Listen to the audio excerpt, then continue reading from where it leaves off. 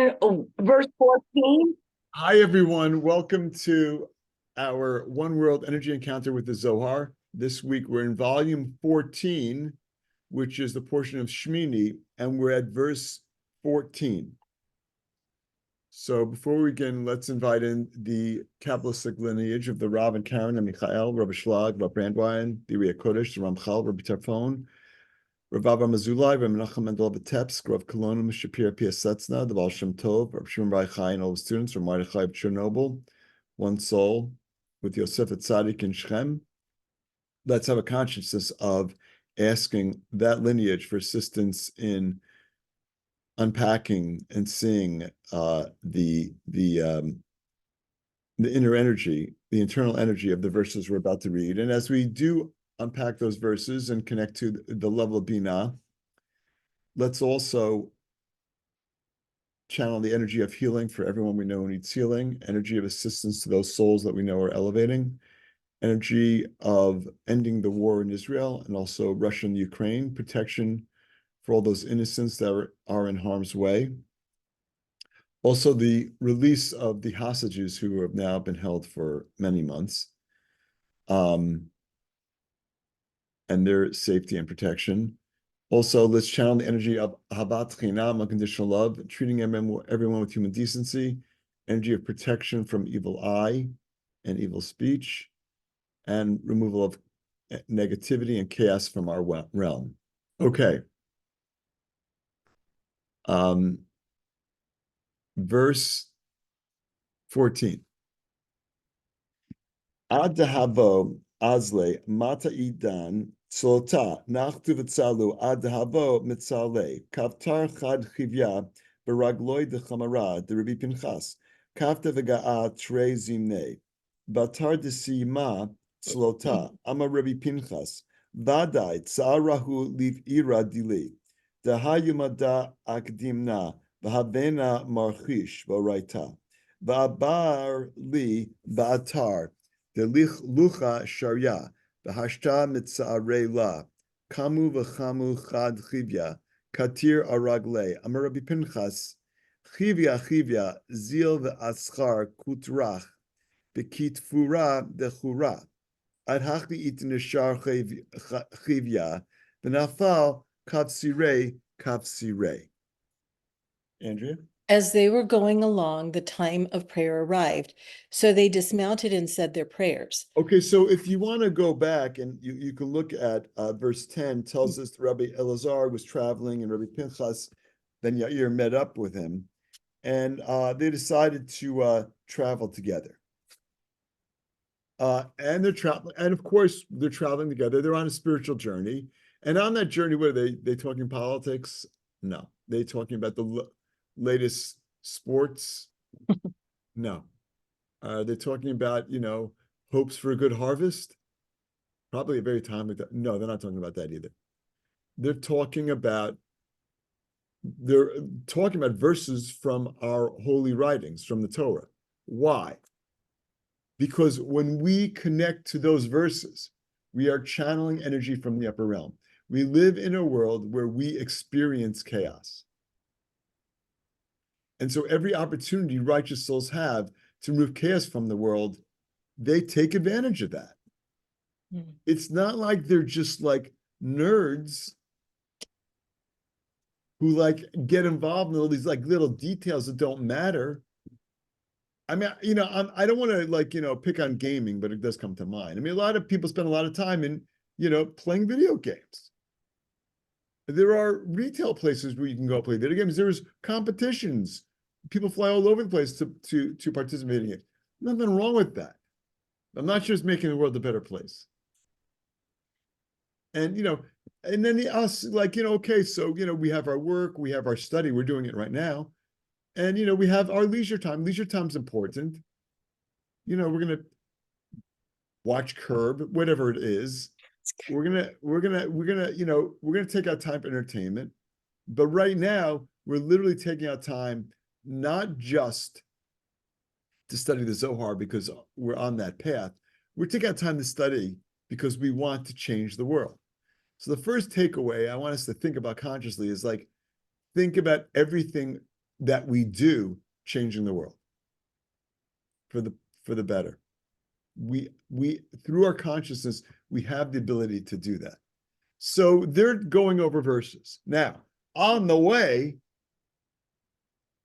as they're traveling on their spiritual journey, the time for prayer arrives. What does it mean, time for? Isn't it always a time for prayer? When is it not a good time to pray? So in this context, there are specific prayers for specific times. So when we wake up, there are prayers that we say so that we have an opportunity to connect to positive energy, which hopefully will carry us through the day. In the afternoon, there's a series of prayers with specific consciousness also that we say, because in the afternoon, it's a time of gvura, it's a time of judgment. It's a challenging time, and there's more challenging energy that's out there. So those prayers are designed to neutralize that, to remove judgment, to sweeten judgment. And then the evening, there's a whole other set of prayers that we say to tap into Tiferet, to tap into the balance that's available. So when we go to sleep, we have, in the evening, we return to a balanced energy. And then there's another set of prayers we say literally in the bed before we close our eyes. It's like one of the last things that we do. And there's a whole series of consciousnesses, but part of it is this opportunity. I mean, I want to have a good night's sleep. And I want my soul to travel to the places it needs to, and to get the messages from those places that it needs to assist me on my journey. So those are specific windows in time where there are prayers and meditations that are attuned to the opportunity that those windows in times present. So right now, we're connecting to that. We're connecting to it on a very simple level, that understanding. On a much deeper level, we're connecting to those windows in time so that we can maximize those windows in time when they come up for us. A major window in time, which we talk about every Friday, is the fact that Shabbat is approaching. I want to say that midday is probably another 25, 30 minutes from now. But when it arrives, hey, when my emails pop up, do they show up on the screen too? No. All right, good. There's a sale in order.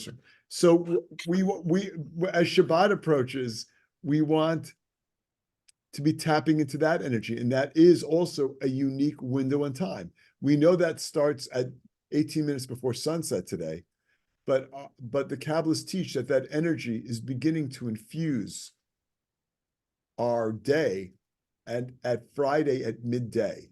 At midday, we already have the opportunity to connect with that energy of Shabbat, that energy of Gan Eden, of the world to come, of the Garden of Eden, is already available to us, which is why a lot of people stop working after midday, because they don't want to create any blockages to that flow of energy, to tapping into that. So, okay, let's continue. While they were praying, a serpent wound itself round the legs of the donkey of Rabbi Pinchas, which was frightened and thereupon uttered two cries. Okay, so they stopped for prayer, and while they were there, a snake came. This is not a metaphorical snake. I mean, it might be a metaphor. Well, we'll talk about that in a second. What the snake and the donkey sees the snake. What's the donkey going to do? Well, it's afraid. It perceives fear. I have this conversation with people, and I'm no expert, but I think there's a couple different perspectives on pets. One is that they're always present. They don't have regrets about the past, and they don't have anxiety about the future. So in that way, they got more going on than we do. I know people tell me that the dogs miss them. But maybe it's more a reaction to the environment that's going on in the present moment. It's still present moment. So the donkey at present is experiencing fear, not because it thinks there's snakes around, because there's an actual snake wrapped around its legs. What is a snake? Well, we know what it is, like physically, we know what it is in the animal kingdom. Footnote. See Dune 2. If you haven't seen Dune 1, see Dune 1. But there are major worms in that movie. Both movies. Anyhow, when a snake shows up in the Zohar or in any of our holy writings, what is it? What's one of the most famous snakes of all time? From Adam and Eve. Yeah, in the Garden of Eden, it was the snake. It's the snake that got Eve to eat the apple, and in turn, whatever that means, and got Adam to eat the apple. And because they ate the wrong fruit, they ate from the tree of knowledge of good and evil, as opposed to the tree of life. But since they ate the tree of from the tree of knowledge of good and evil, which they were told not to, they get evicted from the Garden of Eden. We lose immortality. So a snake is a very serious threat. But really, in addition to it just being a serious threat, snake represents our desire to receive for the self. And our conflict, our primary conflict, is that between our body consciousness, our desire to receive for the self, and our desire to receive for the sake of sharing. We're always trying to transform our desire to receive into a desire to receive for the sake of sharing. Desire to receive is natural. Of course, we have to take care of ourselves. Of course, we have to worry about ourselves. But we want to grow beyond that and take that concern and transform it into concern for humankind. Our nature is, look, you got to worry about you because no one's worried about you. Okay, that's level one. Level two is, though, in a more advanced thing, is if I take care, I'm going to benefit from taking care of humanity, just like I'll benefit. I'm part of humanity. We're all connected. It's a deeper consciousness. And so the snake for us represents an opportunity to elevate our consciousness, to rise above our desire to see for the self, and to consciously think about, what can I do for the world? And it's an opportunity for us to do that throughout our day. In every encounter we have, the snake is always there. In this case, the donkey is encountering the snake. But the snake is always there.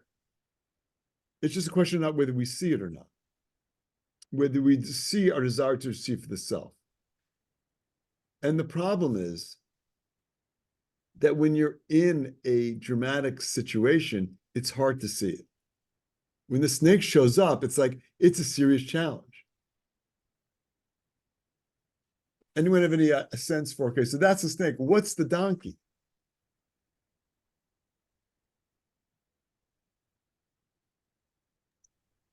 The donkey can be multiple things, but the one that comes up for me actually is the most elevated, which is Mashiach will come in on the donkey, right? So I don't know if that's where you're going with this. Oh, well, I wasn't, but now that we're there, let's talk about it.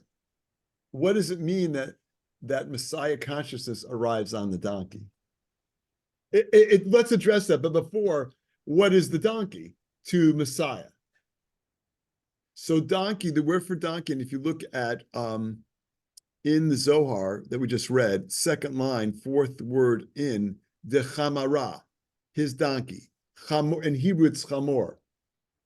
It's the same root as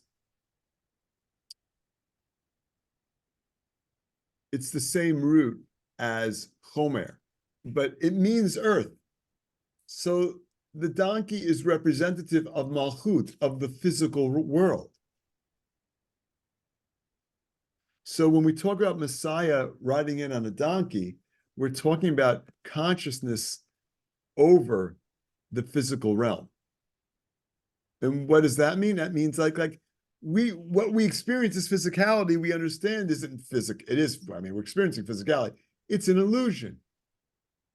And so Messiah represents this ability to rise above physicality, to ride the donkey, to rise above physicality, to rise above physical influence, to rise above body consciousness, to rise above our desire to receive for the self, which is body consciousness, which is natural. We're programmed that way. It's like, I don't want to judge people. Why not? Because they're just acting out of their own nature. Sometimes that nature is pretty messed up in terms of its impact on the people around them. I mean, they're selfish, and then they're selfish. There's actual harm that people just don't see it. They're so wrapped up in body consciousness. It's like next level. They're so working so hard to camouflage their insecurities that they take energy from everyone around them.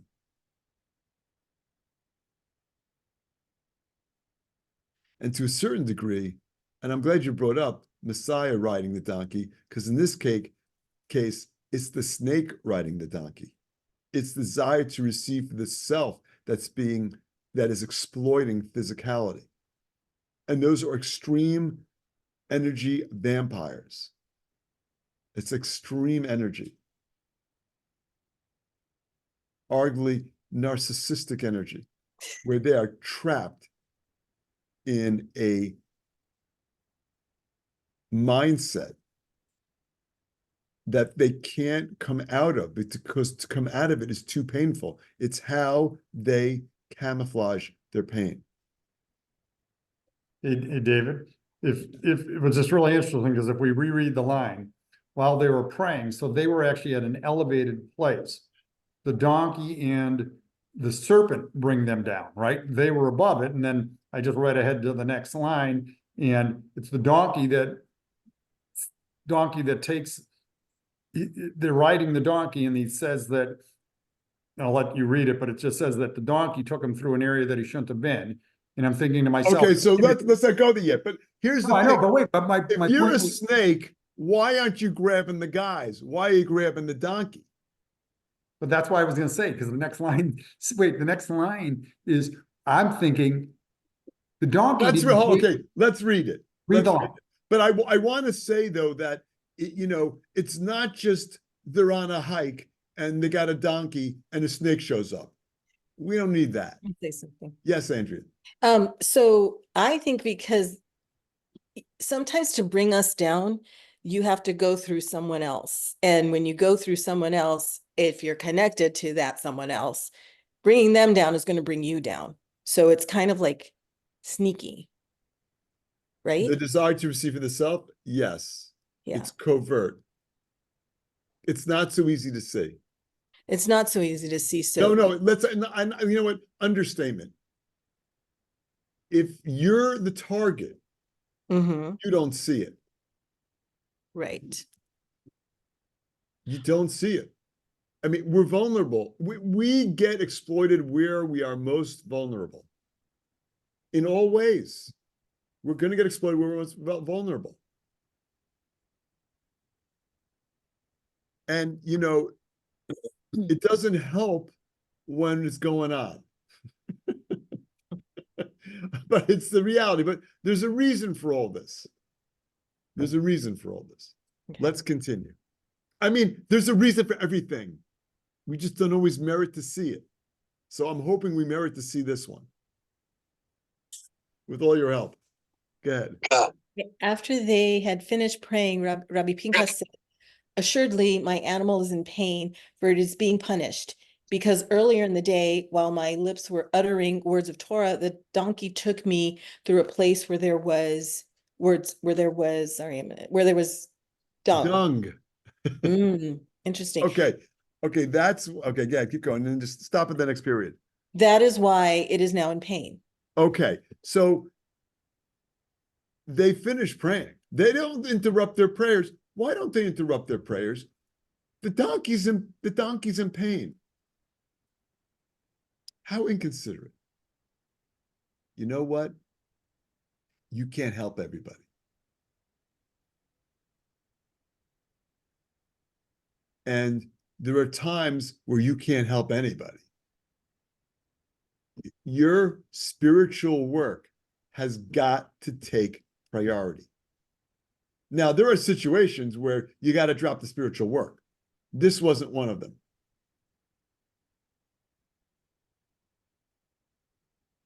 I had a conversation with someone this morning, and they were telling me, yeah, they were explaining a situation of a friend in that we share. It's a very difficult situation, and I'm like, not sure you should be taking responsibility for that. Not sure you can do anything about it. Pretty sure he can't, but I don't know. Suzanne, I see your hand. So now that we're on donkey talk, question, my understanding, correct me if I'm wrong, isn't the donkey the Messiah or Messiah consciousness? No, Help me out. the No. donkey is not. The donkey is physical consciousness. Physical. Well, how Physical. does the Messiah, gosh, I always get it confused. Okay, so what we're saying is the story is, the narrative is that Messiah will show up riding a donkey. Right. Now, why do we care? Could it be a horse? Could it be like, a Volkswagen? I mean, does it matter what he shows up in? I mean, if he takes an Uber, do we really care? It's not about that. The donkey, Chomer, represents physicality. I'll give you another example. It's the sacrifice of Isaac. Abraham and Isaac get up early in the morning. Abraham gets a message, sacrifice your firstborn. He gets up early in the morning. He packs his bags.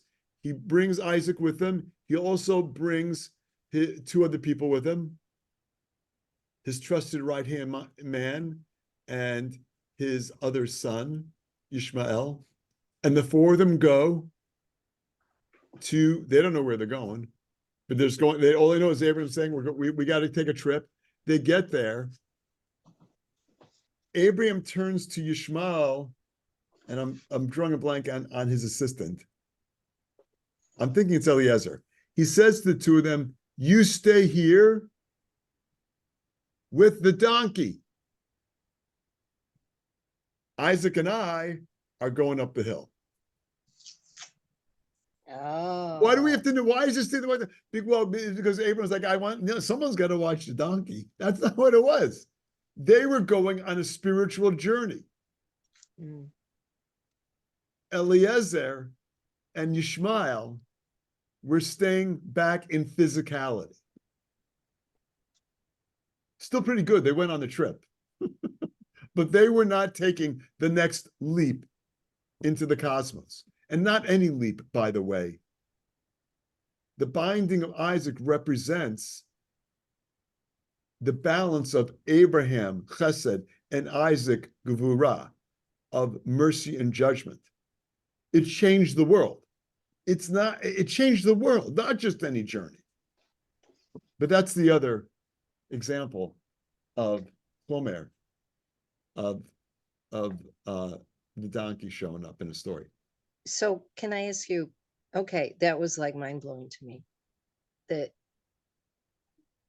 Repeat again how it was changed the world. Was it the addition of restriction? Because Abraham represents the channel for mercy. Yeah. Isaac represents the channel for judgment. And so when mercy, Abraham, binds Isaac on the altar, judgment, we're binding judgment. We're restricting judgment. Yeah. This is what we have to do. I mean, judgment's still running amok all over the world. We can't survive without that balance. And who's responsible for channeling that balanced energy into the world? We are. The children of Jacob. Jacob then comes along. He's Tiferet.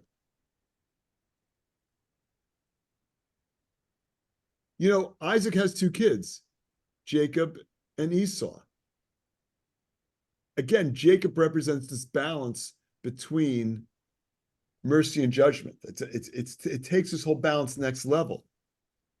Esau is left column, is judgment. He can't do he is unable to balance his judgment.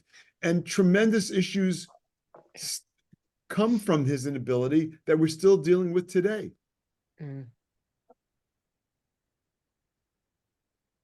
This was profound, David. So Thank these you. are great things to talk about, because here we are today. The battles are still raging. The conflicts are still there. We're trying to usher in Messiah consciousness, Messiah riding in on the donkey. We need to overcome physical body consciousness, to see beyond the illusion of physicality. How do we do that? We take a deep dive into the Zohar. You know, that's one way. So, David? So Yes. it's really interesting, because when you say the conflicts are still happening today, that actually puts a new perspective on the current war in Israel. Because what everybody has lost, right? So let's just call it a negative force, came in and did some very terrible things to the children of Israel. And now more and more of the world is saying, wait a minute, stop defending yourself. Forget if it's too much fighting, but they're saying stop defending yourself. Think about what that really is in terms of what you're saying when you're talking about judgment. Yeah, I know. I am. We are. We Yeah. called for the end of the war. We established our consciousness at the beginning of our study today with ending war. Ending the war. Releasing the hostages. Safety for all the innocents. But yeah, that battle's still taking place. That's closer to the battle between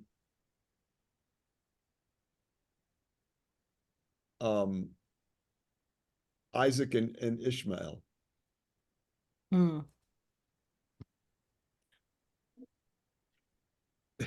Which is the final battle in terms of a narrative. That is what's going on. And the battle we have with Esau is represented by, well, what was represented by Rome, but still to today still goes on. So there's all these conflicts that are still playing out. And part of what our role is to do the work that the angels were doing from Mount Sinai and the receiving of the Torah, which we read about a couple of weeks ago. From that point forward, it's the children of Israel that are responsible for perfecting the world. Well, how do we do that? Well, we have to rise above physicality. We have to tap into the upper realm. We have to bring Binah, the Garden of Eden, into our consciousness and manifest it here. There's a tipping point.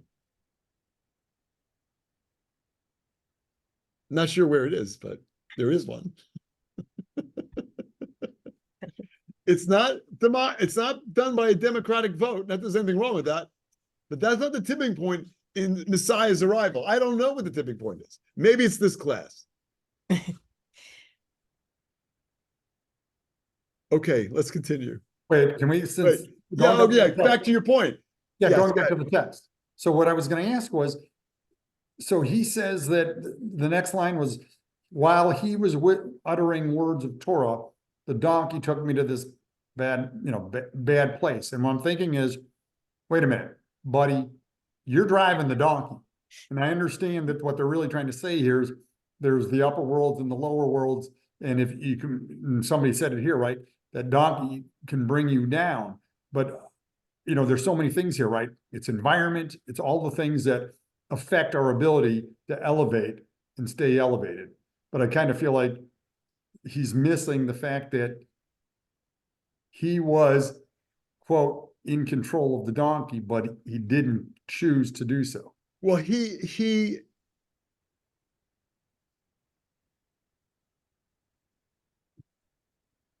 so back in the day, 500 years ago, not even 300 years ago, two to 300 years ago, was one of the greatest Kabbalists of the past 300 years, and that was the Baal Shem Tov. But the Baal Shem Tov represents the beginning of what we see today as Hasidism, as Chassidut. He was the first. Like, he took Europe back to its spiritual origin. And there are all these stories, like our lineage goes right back to the Baal Shem Tov. We've been there. We've been to Europe. We visited.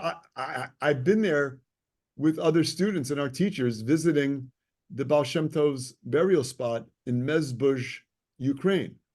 You think it's an accident? There's a war going on in Ukraine right now. And one of the stories about the Baal Shem Tov, I don't remember the name of his horse, but it was a famous horse.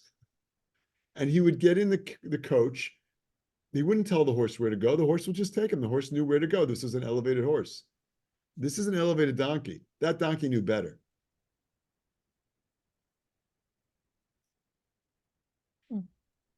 But the donkey made a mistake. The donkey took his master to the wrong place, and there were consequences. It's not an accident that that snake wrapped its legs around the donkey. That's what Rabbi Pinchas is telling us. Rabbi Pinchas is telling us that there's a reason for everything. The snake showing up? Yeah. Now, we don't always merit to see what the reason is. We do now because Rabbi Pinchas is explaining it to us. So, again, one of the benefits for us in connecting to this section is we want to understand the chaos that comes our way. It's a message. We don't have to suffer. We don't even have to experience pain. But the pain is coming there, and this is it. This is, read about it. It's like he's in pain. Is it, the snake was just the messenger, a very appropriate messenger. We are also getting messages all the time, and when we don't hear them, we start experiencing pain. It's part of our journey. It's on the journey, and the pain causes suffering. It's natural to suffer from pain. But as I think I've shared, Michael Berg, I had a conversation with him about this recently. He said to me, when you experience chaos, when you're experiencing pain, the second thing you want to do is remind yourself it's coming from the light. And that's what's happening right here. It's the second thing, because the first thing is reaction. We freak out, we hit the panic button. That is natural. That's body consciousness. If you're going to be experiencing this world, we are spiritual beings having a physical experience. And on that physical experience, things are going to happen and we're going to react. We want to restrict that reaction.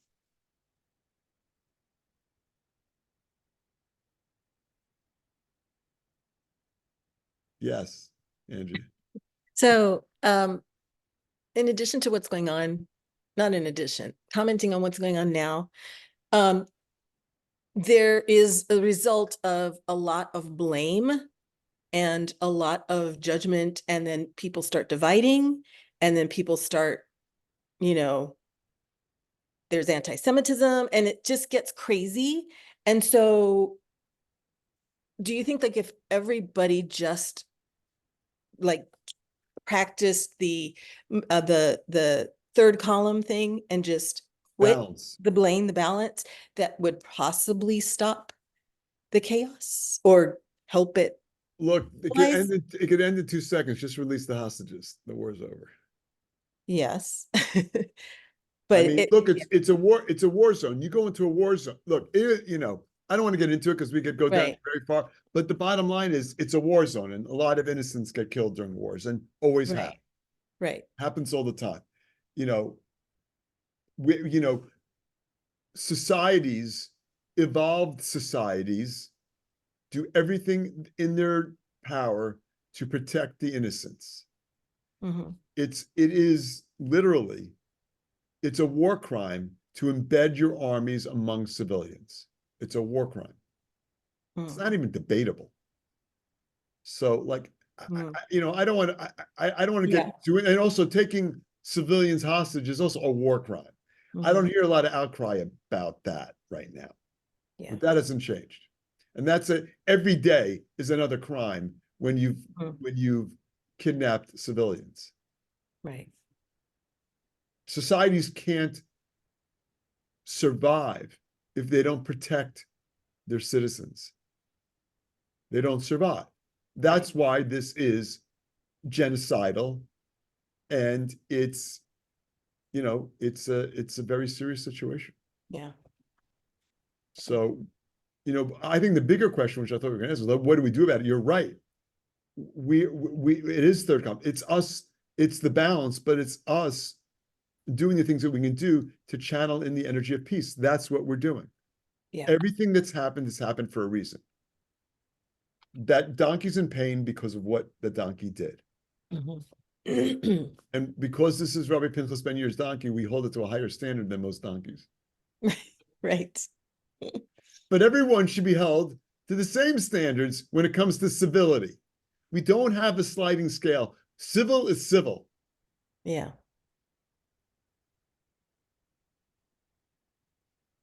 Okay, let's continue. That is why it is now in pain. As they stood up, they saw the serpent coiled around the donkey's legs. And Rabbi Pinchas said, "Snake, snake, go and wind yourself around your own nest." At this, the snake detached himself from the animal's legs and fell into pieces. Interesting. Yes. So what's our takeaway from this? Well, several.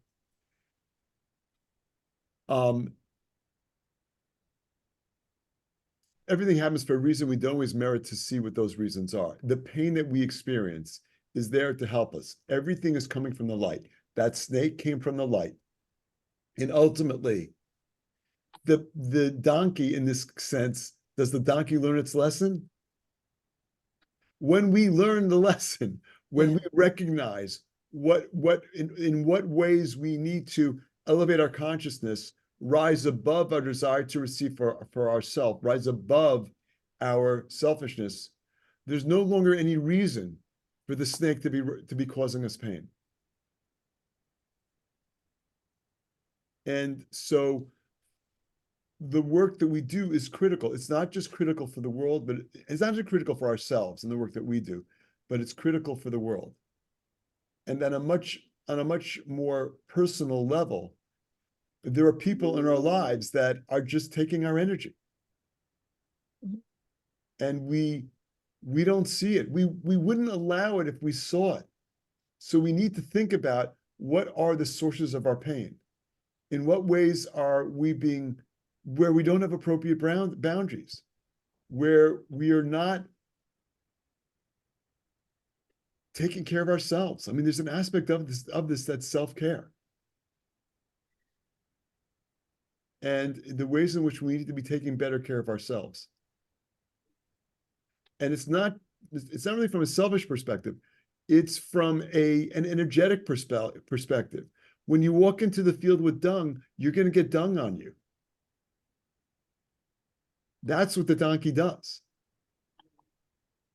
So for us too, it's an opportunity for us to examine our own mindsets, examine the situations that we're in, and set up appropriate boundaries, even though they're painful. It's painful to set up a boundary. It's painful to limit our access to certain people that are just energy sappers, that display narcissistic personality tendencies. And so a lot of benefits for us in this week, and a lot to think about. Okay, everybody, we're out of time. Okay. I love you all. Have a Shabbat Shalom. Shabbat shalom. See you all soon. Okay. Thank you so much. That was awesome. Thank you. Thank you.